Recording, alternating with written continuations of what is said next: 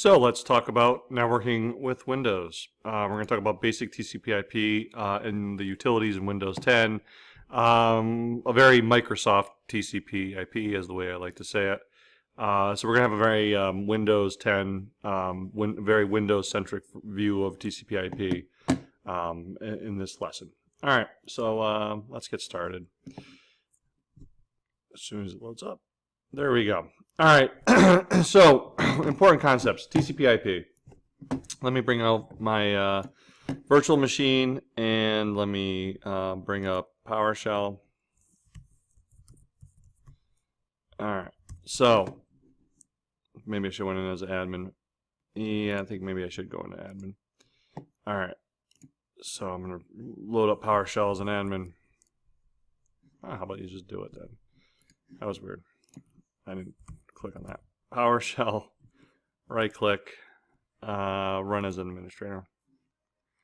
Okay, so I've given my second token. Now I can do IP config release renew, which we'll talk about in a little bit. All right, so let's look at TCP/IP. If I just do an IP config, a basic IP config, which is a DOS utility that will show you your IP address and all your interfaces. If you look at your host machine, you're going to see a lot more Ethernet card, or Ethernet and wireless cards. So it might be a little bit more confusing. In our virtual machine, it's nice and simple. We have one Ethernet adapter and then one Bluetooth connector here. So the Ethernet has an IP address of 192.168.15.131. A TCP/IP v4 address is going to be 4 octets. We call them octets because they're 8 bits, and therefore because they're 8 bits, they can do up to 255. Yeah, I'm not going to go over binary yet again. Again, we have 8 bits, so 8 bits means you can do 0 through 255. So we have 0 through 255 4 times. It's 32 total bits for an IPv4 address.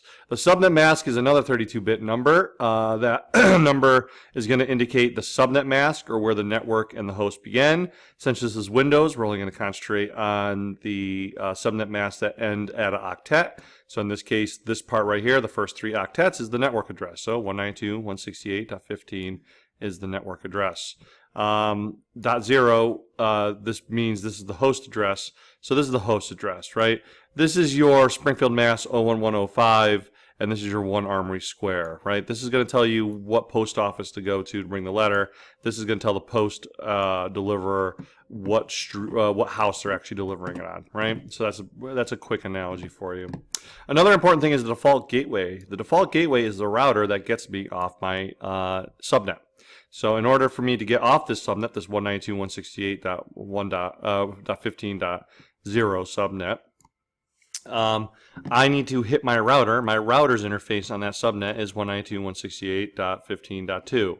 So if I, for example, and we're going to talk about ping in a little bit, but ping is essentially a way to test connectivity. I send a ping, it sends a pong back, or the actual proper terminology is ICMP echo request, and I get an echo reply back. But if I ping, for example, 1.1.1.1, which is out on the internet, anyway, if I ping that, I will get replies back from. In order to get out to the internet, it has to hit this default gateway and start its long journey.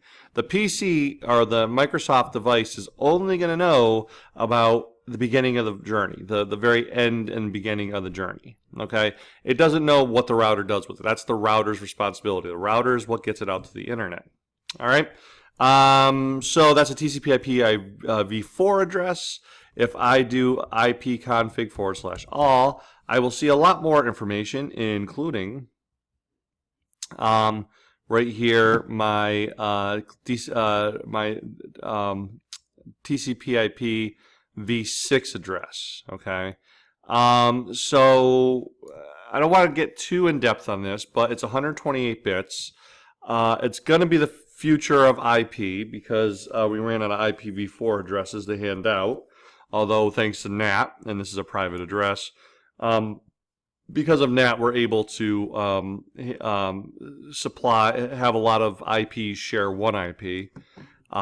Case in point, if I go to whatsmyip.com, for example, or I bring up Google, let's bring up Explorer, or I'm sorry, Edge. I'm showing my age. Edge, and I go to what is my IP? It's going to give me a public IP. That's because I'm at home on my Comcast address. This is actually a Comcast address. What's happening is that 192.168 gets translated over. Actually, it gets translated over a couple times because it's going to get translated over from the VM machine over to my host machine and then onto my home network and then onto Comcast's network. All those are NAT translations. We don't have, that's kind of outside of our scope right here. But just know that we use private addresses, okay? There are a number of different private addresses. In this case, 192.168 is a private address. The other address is 172.16, and that goes all the way to 24, 172.24. And then we have 10. Anything starting with 10 in the first octet is a private address. Those are all private addresses that can get translated over to public addresses. We go a lot more in depth in networks class about this information. Again, this is just kind of a very Windows-centric view of TCP/IP. All right, so back to IPv6. IPv6 will be the future of IP, but right now we primarily live off IPv4 still, as you just saw. But IPv6 is going to be 128 bits. It's going to have 32 hexadecimal characters, 32 times 4, because every hexadecimal character is 4 bits, so therefore 4 times 32 is 128. We have 128 bits, 32 hexadecimal characters. As you're going to notice, there's not 32 characters here. That's because you can condense it down. Every time you see a double colon with no numbers in the middle, that's going to be all zeros. There's all zeros between them. Okay. Also, and it's not evident here, if there's any sections, they're divided up into 4 hexadecimal character sections. If there's any sections that start with a 0 or a couple zeros or even 3 zeros, you can truncate that. You can get rid of any leading zeros, as long as the computer can refigure it out. You can only do this double colon trick once, and you can only remove the leading zeros. That way, the computer can reconstruct what the actual address is. Let's talk about a couple specific special addresses. First of all, is loopback. Loopback is a special address in all of TCP/IP v4 and v6. In the case of TCP/IP v4, it's anything that starts with 127. So we got 127, not like, for example, 255.255.255. Actually, technically, that's a broadcast time. But .254, that is a loopback, as well as the most popular version, which is .0.0.1.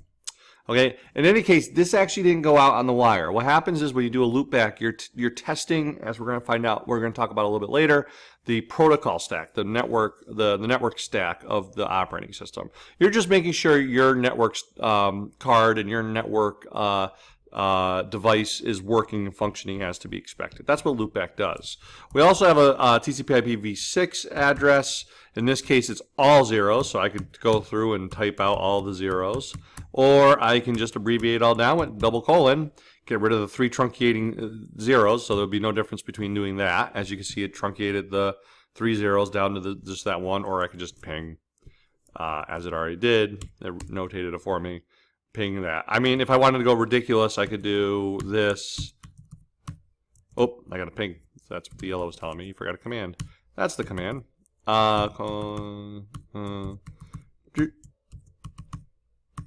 Alright, that's 16. I got 4 more to go. This is exciting television, everyone. 4 bits, and then finally this one. There you go. I wasted all my time by typing that out so it could truncate it down. All right. All right, so anyway, those are loopbacks. 127.0.0.1, and then all zeros with just 1. In this case, this is the only reserved address. In the case of TCP/IP v4, very wastefully, they reserved everything that starts with a 127 to be loopback. Let's talk about DHCP. So we go back to, I didn't want to go back to that. Right here. Let's talk about DHCP. So DHCP is a protocol that's responsible for, so we have, as we're going to see in the lab in this class, we have ways to statically assign IP addresses. We can sit there and manually type in our IP address. In order to do a decent job at that, you're going to need all the information you need to make the internet work. Sorry, I'm still getting used to settings. Let's go to Network and Sharing Center because that is the way to go. Let's click on this. Let's get properties. There are commands I could do this. So anyway, if I highlight this, we're going to talk about this in a sec. I could statically assign an IP address, right? But right now I have it obtain an IP address automatically. That's called DHCP, Dynamic Host Configuration Protocol. It also will receive DNS servers, which we'll talk about a little bit. But DHCP server, what's responsible for, is going to hand me out an IP address. A server on that network is going to keep track of who's got what IP. So again, if I type ipconfig, I won't even, well, I'll do all. That way you can see my DHCP server. We can see that in the lease. This address was actually handed to us, 192.168.15.131, was handed to us just a few minutes ago at 3:47, and it's the lease will expire at 4:32. So that's a very short lease, just less than a half hour. So in a few minutes, actually, halfway through this lease, I will apply for a new lease. Halfway through your lease, you apply for a new one. We'll talk about that in Networks 2 if you take Networks 2. But the important thing to understand is DHCP gives me an IP address. More importantly, it gives me my default gateway so I can get off the net. Well, not more importantly, but just as important, a default if I want to get off my subnet, my default gateway. And it also gives me my DNS server. That way, a DNS server is what's going to translate a DNS name, a domain name service, or a domain name over to an IP address. We'll talk about that in a second. Now, the fun thing with Windows, and we're going to do this in the lab, I'm going to click on Settings, and I'm going to just randomly grab a VMnet that does not have DHCP. If I have DHCP, let me do ipconfig release. And, oh, yeah, because I was still disconnected. When you do that, it actually disconnects you and reconnects you to a different network. So now I can do a release. And now I'll do a renew. And it's going to take a long time, but we'll talk about a PIPA when it's done. All right. In the meantime, let's talk about DNS. So DNS is what gives you your, let's use, how about this? Why don't we use my browser? And we'll use my PowerShell. So the screen's going to go black for a second because I have to type in my administrative password. All right, so here's my PowerShell. If I do an NS lookup, which is a utility we'll talk about in a little bit, and tell it I want to look up, let's just say, well, let's pick on stick, shall we? mail.stick.edu. What we're going to do is it's going to tell me an IP address. In this case, it told me both a IPv4 address and an IPv6 address, interestingly. The name actually is tied to Google, and that's because Stick does its mail through Google. If I, for example, then do NS lookup and look up our web server, www, right? It's going to give me 146.20.52.49, okay? Now, this is going to give me a warning message that's not going to work, and that has to do with the certificate. It's not a matter of not getting to the server. It's a matter of the certificate is from stick.edu, you're hitting an IP address that's not right. So it's a little concerned about the certificate, that's all it's saying. But if you notice, I can go directly to the server of the address. Matter of fact, that's how we get everywhere in the world, is through that IP address. Okay? The domain name is just for us stupid humans. Now the other important concept too is the more important part of a DNS name is this right here, the .edu. Okay, the way this works is, let me go back to this window here and bring up my drawing tool. The way this works, it's a pyramid scheme. It's a hierarchical scheme. Okay, we have our upper control. I'm just writing IANA, which is a governing body of this. That then pushes down. Then that also can push down changes to like a .com, the .com domain, right? The .edu. Right, .mil. I'm gonna just pick some of these out. You know all of them, right? And we can do .net, and we'll do .us. All right. But the point is, we'll pick on the edu here. Edu then branches out. Okay. And the funny thing is, Stick is owned by UMass, or our domain name is owned by UMass. So actually, the one that's in control of it is UMass. All right. And this is the server that eventually answers what stick.edu goes to. Okay. Now, we have a bunch of listings with UMass that says, oh, by the way, we have a www.stick.edu, we have a ftp.stick.edu, we have a mail, as we saw, that goes to a different place, FTP goes to a different place. We have a bunch of different services that we run off stick.edu that might go to different servers, right? So you have stick, which is important, you have edu, which is more important, right? And then you have the services. So this reads from right to left. The edu is the most important. That's where we're going to start looking up. And then stick, and then the actual service off of stick. All right? That is how DNS works. And that is a fully qualified domain name, by the way, www.stick.edu. A fully qualified domain name is a name that will get you to a registered name. So www.stick.edu is a fully qualified domain name. If someone just said, hey, hit me up at stick, www.stick, that's not a fully qualified domain name. It needs the edu. All right. Stick.edu would be a fully qualified domain name as well, because it actually gets you an IP address, as I can show you right here. Let's go back to this. If I do NS lookup and just do stick.edu, we're actually going to get the same exact IP because we want people to go to our web server by default. But like if we go to FTP, we're going to get, whoop, I messed that up. You're not going to find anything. Good luck. You're finding nothing. So right now it's doing a full query because that doesn't exist. Okay, there it goes. It's like, I don't know what this FTP, so we want FTP.stick, and we get rid of the leading period. There we go. What? FTP.stick.edu, another typo. There we go. So my authoritative answer is going to, my non-authoritative answer has to do with whether or not it's cached or not. It's going to be 134.241.99.9, which is a defunct website, doesn't exist anymore. It used to be our old web page. So there you go. That's a fully qualified DNS name. That's how it works. So if we go back, let's see how APIP is going. Cool. It timed out. Why did it time out? Remember, I changed my network. I changed it to a network that doesn't have a DHCP server. So just now, my machine, DHCP, what was set is set for DHCP as we looked. And when I did ipconfig release and renew, a renew says, hey, give me a new lease, right? And since I did a renew, it went out and said, hey, I need an IP address. Hey, I need an IP address. Hey, I need an IP address. That's what took so long. It kept repeating itself. It got no answer. So Microsoft does this funny thing, and this is the next thing we want to talk about, APIPA. It gives us an APIPA address. Automatically, I always get this wrong, so I'll look. It's like automatically, it's auto private IP address. There you go, auto private IP address. So what this does is this gives me an IP address that Microsoft owns. This is actually a public IP that Microsoft owns. And everything that starts with, and you can see the subnet mask 255.255. So this is the network portion, 169.254. If you see this IP address on any machine, that means it was set on any Windows machine, any Microsoft machine. If you see this IP address, that means it's set to do DHCP and it failed getting an IP address. Okay, it then randomly generates these numbers. There's 16 bits, so you have a chance of repeating this IP. It'd be 1 over 2 to the 16th power minus 2 because 0 would be out and 255.255 would be out. Everything else is up for grabs, so minus 2. It's an astronomically huge number, right? Chances are for you to get the 2 repeating numbers here is very low. Okay. Not as bad as winning the lottery. That's much lower. That's why I shouldn't pay the lottery. But it's fairly low. Anyway, so there we go.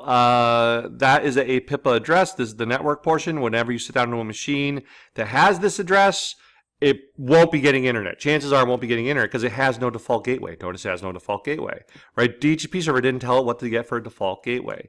And the good news is by doing this, the reason why Microsoft does this, Linux, for example, will just give you your last known good IP address, which is really a shot in the dark and can be a little dangerous. That's kind of how Linux rolls, a little dangerous. Why Microsoft does this is if it doesn't get a DHCP response, what should it do? Should it give you all zeros? Some operating systems will give you all zeros and say, I don't know, you give up. You can't talk to anyone. You got to fix this, right? Microsoft says, well, if the DHCP server's down, at the very least, everyone that's on that subnet, on the same network, the same LAN as you, on the same switch, well, you'll all have 169.254 addresses. At least you can talk to each other, okay? So it's kind of like keeping something up and running if you go down. So that's what APIPA is. It's an address starting with 169.254 that's assigned to you when it can't find a DHCP server, which we talked about. All right, Wins. Wins is like the old version of oh, so let me fix this now. Get back to the internet. I need my internets. So I'll click on that, hit OK, and actually just this process of disconnecting and reconnecting might actually get me my IP address back because I didn't have an IP address. Yep, it did. So I got my IP address back from a DHCP server. I'll do all. There it is. I got it from a DHCP server, and now I can ping the internet. All right. So, Wins. As you'll notice from a DHCP server, the Wins does hand us out a Wins server. A Wins server just gives us the, I'll show you my host name. Sorry, I just got interrupted, but we're good to go. All right, so host. Yeah, so we're talking about Wins. Wins essentially is a way to resolve I think a host name, which is used in NetBIOS, right? We're going to talk about a UNC, Universal Naming Convention. This is the computer name as far as NetBIOS is concerned.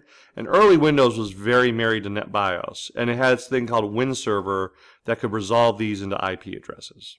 Okay. Often they were on the same subnet, so it was a little unnecessary. They would broadcast it out to everyone.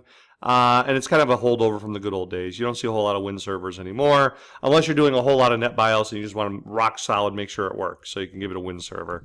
So anyway, that's what it does. It resolves these host names and IP addresses. Okay, and this host name is my computer name. It's the same thing as my computer name. That's why it's so specific on what you can name your computer. Right there, device name JJA. Win10edu-v for virtual. There you go. All right, so that's Wins. So let's talk about how Windows actually communicates. This is a bigger deal. We talk about this a little bit in networks too, because when we do packet sniffing, it's going to be a big deal. All right, so NDIS. Just know this. So we have the device, right? There's the device. We have a process for the device. We have device drivers, right? The device drivers tell device drivers, right? We'll have the actual device. Well, there's another layer there, okay, called NDIS. And this NDIS is the interface, the process that allows processes in Windows to interface the network card, okay? Now, the fun thing about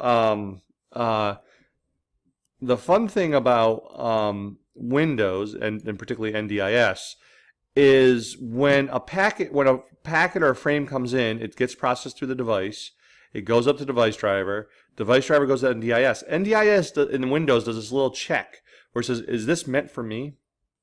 If it's not meant for me, then I just throw it away. I don't need to see this. I'm not going to pass it up to the application, whatever application is looking at network traffic right now, right? However, if it is for me, then I'll send it up to the app. That's fine and good. However, us network administrators do like the fact that we can see all wireless traffic, and especially on an open network. And we might want NDIS to pass all that traffic through. And there's no other way to do that but to replace NDIS, which is, there are drivers out there that do it, but it's very expensive. Linux, on the other hand, don't care. It's just going to pass everything to the app. All right, you want network traffic? Here's a network traffic. It doesn't do that extra check. Okay. As part of this process is this thing called WinSock as well. That's part of the operating system that's going to contribute something. And we're going to have WinSock is going to establish, it's essentially, Windows sets up the sockets. That's where the sock comes in. Right, that gets filled up with data. Think of it like a bucket full of data. And WinSock, what happens is WinSock needs to negotiate how big the bucket is. All right. Back in the good old days, this is something we had to worry about getting right, and sometimes it would go horribly wrong. Nowadays, that's fairly automated. But just be advised that there is a WinSock procedure in which what they're doing is they're setting up the bucket that the data is going to be carried up to the application with. All right, and it has to get the size of the bucket right, because if they're being sent data from the wire, right? If they're being sent all this data from the wire, and then they don't have the big enough bucket, some of that data might get dropped. All right. Again, that was a problem more in the past. So let's talk about location profiles. That's an important concept in Windows as well. So location profiles. Hello. Oh, you know why? Because There we go. So location profiles, as I had brought up just recently, actually the quickest way there is right click. I gotta go to settings. I used to be able to go directly there. And we click on status. I believe it's down here somewhere. It's a private network. There it is. So this is a private network. Ethernet 0 has been set up as a private network. Okay. There's private, there's public, and a third hidden network that no one knows about. It called, and this is where I can change it, called domain. Okay. So we have private, we have public, and we have domain. What's the difference? Well, it tells you right here. Okay. In public is for when you are out in the public. Okay. You're not making things public. You're out in the public, and you need to guard yourself. Okay. So your PC is hidden from other devices on the network. It can't be used for printer and file sharing. Firewall is completely up. All the holes in the firewall are turned on. What else? Sharing, it's not going to go out and do, we'll talk about sharing next lesson, but it's not going to go out and do discovery and advertise its shares. Private is for your private network. If you're at home or if you're at work and you're doing file sharing at work, that's what you're going to do. You're going to have to turn this on if you want to do file and print sharing. Okay? It's actually going to have to punch a few holes in. And if you do discovery as well, it's going to have to punch in a couple more holes. The third one is DNS. Whoops. The third one is, domain, not DNS, domain. And domain, the big thing you need to know about domain is it needs even more holes to be on a domain network, to be if you join a domain. So this is for a PC that's actually joined a domain. It hits a AD server, an Active Directory server, and it says, hey, I'm going to be a member of your domain. When that happens, the PC you're on is owned by the domain. It is completely owned. And in order for the domain controller to completely take over your machine, it needs more holes. So it happens, that's why it's unknown and it's hidden. What it does is the moment you join domain, you go to that third profile, it opens up a bunch of holes and you don't know about it. All right. Now, the interesting thing is you sit there and say, well, hold on. You have these settings for public, private. Does it remember those settings? Like that first thing you had up, it said this network right here for Ethernet 0, the one I'm currently on, it's a private network. How does it know what network it's on? So it has this thing called location awareness. Location awareness, the way it works is it's going to look at certain properties. If it's a wireless network, it's going to look at the SSID. If it's going to always look at the IP address. It's going to look for an Active Directory server. It's going to look for Win server. All these properties we just talked about: IP address scheme, default gateway, Win server, and based off of that, it's going to say if it sees a brand new location, it'll ask you, do you want this to be a private network or a public network? Okay. If you don't answer it, it'll make it a public. It'll make it the most secure. Okay. However, otherwise than that, it should remember your network locations and make them private or public as to what you last set it as. Network settings. So that we've been playing with those kind of this whole. We've been playing with this whole time. So we have this is the new settings window. I'm not a big fan. And you can get to it by either right-clicking here and going to network and internet settings. You can just click on your start menu and bring up the little gear, and then click on the network and internet settings. Right? You could probably go in here and type network settings, and it'll bring you up. That's something else. So they're always changing how to get everywhere. They want you to go through settings now. And there's network and setting properties. Network and proxy settings. That's going to be something different. Yeah. Anyway, so they want you to use settings from now on. All right. However, that being said, there's still not as much control as there used to be from, if I go to status, right, now they let me, last time I checked, they let me, network and sharing center, which is the old Windows 7 way to do it. However, this is still very powerful. Okay, notice it says private network. It actually lists my Ethernet 0, so I can click on this and bring up this, which is probably, yes, I went up. It's not going to ask me because I already went in there. This is going to be the most powerful thing. This hasn't changed at all since seriously Windows 3.1. This is the protocol stack itself. All right, these are all various protocols and processes or services that are running on your network adapter. Okay, so case in point, client for Microsoft Networks or file and print share, you need to have both those enabled in order to share, do any kind of Microsoft sharing. Okay, TCP/IP v4. Right, I can go in, I can hit properties, and this is where we're going to do in the lab. I can set my own static IP address. Okay, I can put up an alternate configuration. So if I don't see a DHCP server, I can put in my own IP address. Okay, I can use my own DNS server, very popular. So even if I do, by the way, 1.1.1 is a IP address, so is 4.2. Well, we'll do, and 1.1.1.1 is a free DNS service. Yes, you gotta be worried about free. They take your security a little bit more serious than our good friends at Google. 8.8.8.8 is their DNS server. So I have two different DNS servers now. Those are different from the ones I had. It's not going to make a difference. I can still ping stick.edu, right? If I do an NS lookup, I'm just going to get my answer from 1.1.1 now. So stick.edu. So that's pretty cool. That's something you might want to keep in mind, especially if you're afraid of your ISP spying out your traffic, because everything has a DNS address, so they can keep an eye on your traffic. But anyway, so this is fairly powerful. All right. You could also disable IPv6 if you so desire. We're going to talk about LLDP later. And QoS package scheduler is a function. I used to turn it off back when I was like, over concerned about this type of stuff. However, serves some purpose. It might speed up some video, real-time protocols. It might get sped up a little bit. Big thing is when the network card is very busy, it might curb things that should be curbed at least. All right. So anyway, so that's very powerful. Getting to the properties of your Ethernet card. All right. You can also disable from here. And then you can always go here and you can actually disable your network card here. Disable as well. You can set up bridge connections here, which I can't remember if we're talking about that anymore, but if you want to bridge this network connection, you can click bridge, and then you can share this connection with another connection. We don't have another LAN, so we can't do it.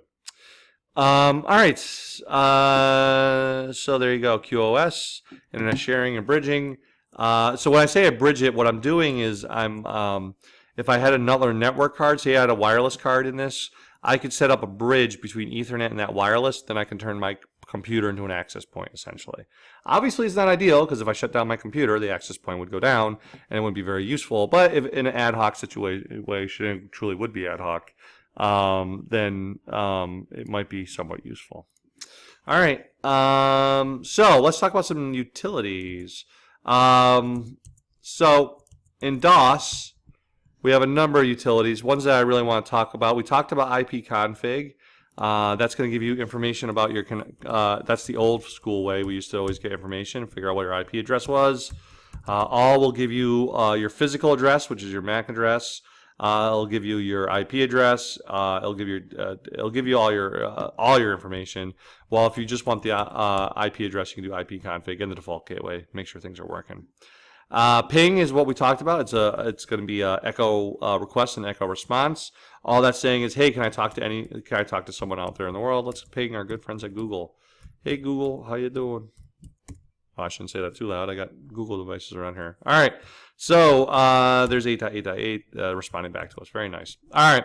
Traceroute. Traceroute's a cool utility where it can, at least back in the good old days, give you every single hop between you and your destination. So in this case, I'm going out to the internet. My first hop is going to go to my default gateway, which would be 192.168.15.2. And even here in my home network, my crappy little ASUS router will not give up any information about itself. So it refuses to answer the question, and therefore you get a bunch of stars.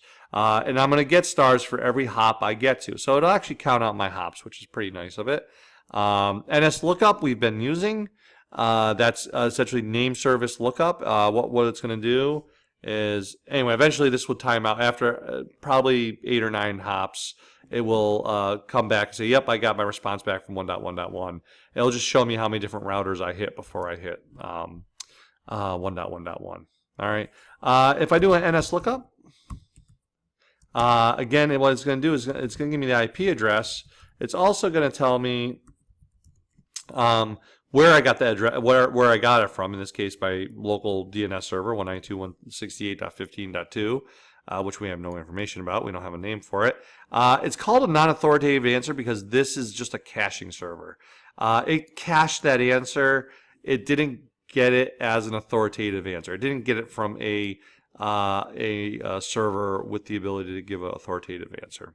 All right. Get MAC is a fancy way to get your MAC address. A MAC address is a physical address that's burnt into your network card. So here we go. Here's our device, and here's its physical address. That will look very different on a real machine. If I do get MAC here, it's going to give me the actual, well, actually it doesn't look that different. Sorry, I take that back. So here's the physical address. There's the actual device. We have NetShow. And the whole Net series. So NetSH is a NetBIOS form of command. And that kind of, what's the best way to explain it? That you can do all kinds of things. You can view shared directories. You can look at your sessions. You can also control your counters, your accounts. In our later hacking lab, we're going to actually use it to, we're going to use NetUser, excuse me. NetUser is how you make a map drive. NetUser to actually change a password on a user. Net is a very old school, and I do mean old. It goes way back. NetShow is going to be it's going to be a way in which we can modify Windows. All right, so NetShow, you can change network settings with NetShow. Like we can add entries into it. So it's kind of very old school. So speaking of new, we have commandlets. So if we have, we can do like get net adapter. That's going to show us all the adapters on our device. Whoops, get. I have a typo there. So get.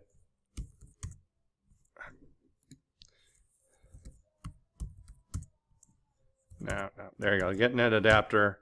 I'm using the tab function to have it finish it for me. It'll list all my different devices.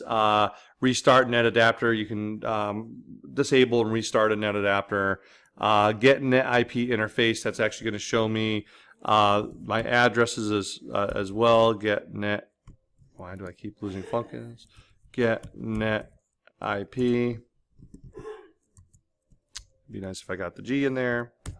And actually, there you go. Get net IP address. Now we want IP interface. And I gotta get focus again. Get net IP interface is going to show me just kind of all my interfaces, my connection status, that kind of information. Get net IP address is going to be a valuable one that I can actually get the IP addresses of my devices. It's actually going to have too much information. A lot of times when you're using this in scripting, you have to trim down the amount of information you get from this. Because you get a lot of information, but that's kind of the way in PowerShell to get the it's going to give you, it's going to list it as the IP address first, and then everything after it is what you get. Like case in point, here's loopback, yay. Anyway, so here's the IP address for Ethernet 0. You can see there's a lot more data than just doing an IP config, which is both good and bad. All right. Get net route is again kind of a way to show where your default routes are. These are all the different routes that I know about. It seems a lot of confusion here. This is multicast, that's why it's kind of crazy. But anyway, and loopback. There's loopback. So, but and then the most important one is the 0.0.0.0. That is my default route. That's where I'm going to send all my traffic if I don't know where else it should go. Here is get network connection profile. So I can do get network connection profile. And there you go. I'm just going to see that Ethernet 0 is my current network profile. It does tell me whether or not it's private or public or that good stuff. Let's just look at, you can set a DNS client. Some other important ones here. Set net IP address. So not only can I get a net IP address, I can set it with PowerShell. I can test the connection, which is just going to go out into a ping. It's kind of a waste. Well, one that I do like is resolve DNS name, which we'll do in the lab. resolve DNS name, and if I do stick.edu, actually I should do Google for. Well, I'll do mail.stick.edu. So if I resolve the DNS name, right, it's gonna give me this information. It's gonna tell me the actual type of the DNS that it receives. So quad A means it's v6. Signal A record is a IPv4 address. It's going to tell me where it got this information. It's going to give me a lot more information. It's kind of nice in that regard. All right. So those are the commandlets. That's everything I wanted to cover for networks and everything that you should need to know. Go through the lab. It can be a little tricky jumping between networks, but good luck. All right. I'll talk to you later.